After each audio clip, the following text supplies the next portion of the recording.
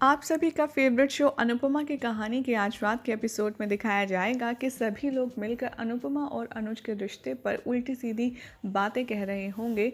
लेकिन यहाँ पर अनुपमा माता रानी के आगे हाथ जोड़कर, बा के आगे हाथ जोड़कर अपनी आज की कहानी शुरू करती है। यहाँ पर अनुपमा सारी औरतों के साथ साथ बा को भी सीधे हाथों लेगी और वो सारा कुछ कहेगी जो उसने आज तक नहीं कहा है। अनुपमा कहेगी कि आज तक मैंने ऐसा कोई काम नहीं किया जिसकी वजह से आपका सर नीचे झुकना पड़े। और कहा कि आप क्या कह रही हैं, आपने तो खुद अपने घर वालों का कोई मान नहीं रखा, तो आप मेरा क्या मान रखेंगी। यहाँ पर अनुपमा पहली बार बा के मुंह लगने वाली है और उसकी हर बात का करारा जवाब देगी। साथ में बाकी सहेलियों को भी बहुत ही अच्छे अच्छे जवाब देने वाली है।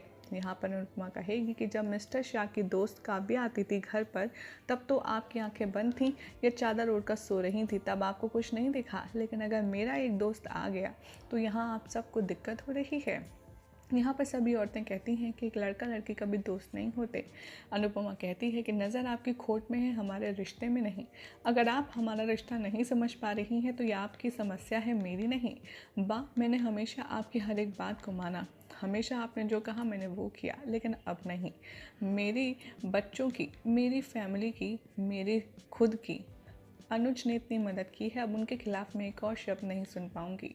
हमेशा से यही होता आ रहा है कि औरतें अगर कहीं पर भी अपना एक दोस्त बना लें शादी से पहले, शादी के बाद, तो सब उन पर लांछन लगाने लगते हैं, उंगली उठाने लगते हैं। लेकिन मर्द चाहे कुछ भी करें, शादी के बाद या शादी से पहले उनका कुछ नहीं बिगड़ता।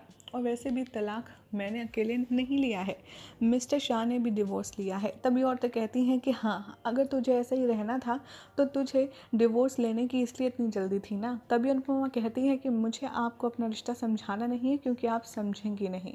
लेकिन हाँ, जब मेरे घर वाले ही मेरा रिश्ता नहीं समझ रहे हैं तो आपसे तो मुझे कोई उम्मीद भी नहीं है। वैसे भी डिवोर्स के बाद हमेशा लांछन लड़कियों पर ही लगता है, औरतों पर ही लगता है, आदमियों पर नहीं। डिवोर्स तो मिस्टर शाह का भी हुआ है ना, तो फिर वो क्यों नहीं किसी की बातों का मोटिव बनते हैं, हमेशा अनुपमा ही क्यों। यहाँ पर फाइनली मतलब अनुपमा बहुत ज़्यादा स्टैंड लेने वाली है अनुज के लिए, और अनुज ये देखकर काफ़ी ज़्यादा खुश हो जाएगा। अनुपमा फाइनली बा को ये अल्टीमेट दे देगी कि चाहे जो हो जाए, अब अनुज जब मन करेंगे तब आएंगे, हर पूजा में, हर त्यौहार में, छोटे बड़े उत्सव में कॉफ़ी पीने, चाय पीने आएंगे। जिसको जो दिक्कत है वो मुझसे आके बात करे।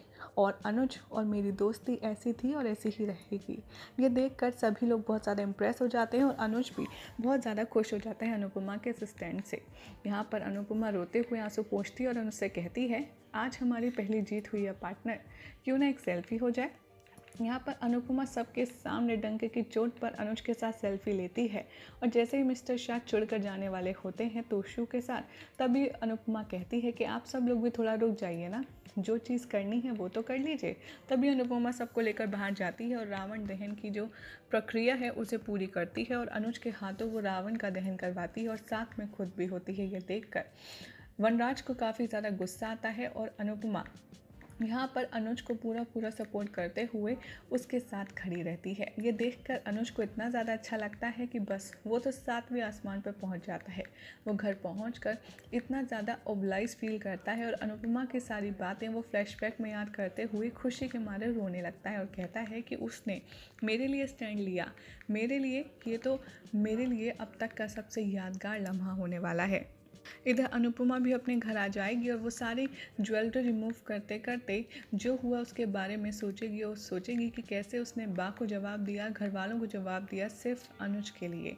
और यही हो जाएगा आज रात के एपिसोड का एंड, जिसके बाद कल के रात के एपिसोड में दिखाया जाएगा कि अनुपमा और अनुज मंदिर में मिलते हैं, जहाँ पर अनुपमा उससे पूछती है कि एक बात बताइए, इतने साल हो गए, आपने आज तक शादी क्यों नहीं की। अनुज कहता है कि बता दूँ।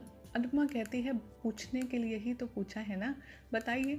और यहाँ पर सभी लोग अनुपमा का वेट कर रहे होते हैं, लेकिन अनुपमा कहीं भी अटक जाती है और वो घर समय से नहीं पहुंचती, रात हो जाती है। वनराज अनुपमा के बारे में सोचता हुआ कहता है कि चाहे जो हो, बस अनुपमा किसी मुसीबत में ना हो।